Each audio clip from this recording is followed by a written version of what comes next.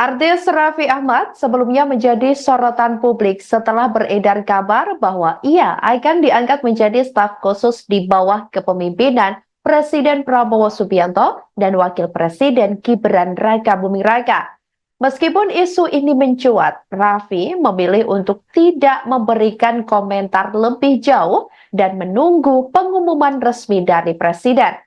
Saat ditemui di kawasan Tendean, Jakarta Selatan pada Senin 21 Oktober 2024, Raffi tak berkomentar banyak.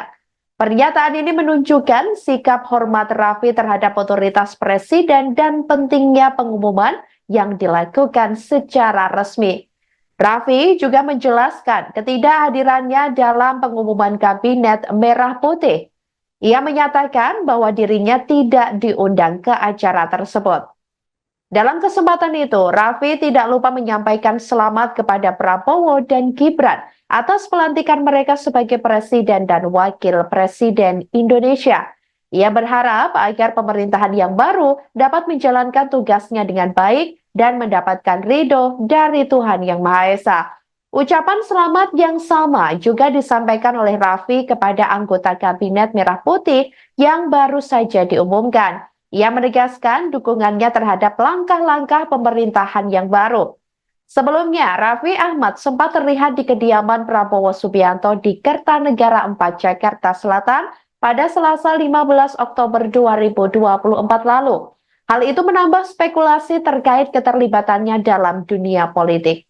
Meski demikian, Raffi tetap menjaga sikapnya untuk tidak berkomentar terlalu jauh hingga ada kepastian resmi mengenai posisinya. Sebagai informasi, Presiden Prabowo Subianto telah melantik 48 Menteri Kabinet Merah Putih pada Senin 21 Oktober 2024 hari ini, sekira pukul 10.00 waktu Indonesia Barat. Kemudian pada sesi kedua, Prabowo melantik 56 Wakil Menteri atau Wamen Kabinet Merah Putih pada Senin ini, sekira pukul 15.00 waktu Indonesia Barat. Pelantikan Menteri hingga Wamen tersebut dilaksanakan di Istana Kepresidenan Jakarta. Namun demikian, baik sesi pelantikan pertama maupun kedua terkait pelantikan menteri maupun wamen, Raffi Ahmad tidak terlihat pada kesempatan tersebut. Download Tribun X sekarang, menghadirkan lokal menjadi Indonesia.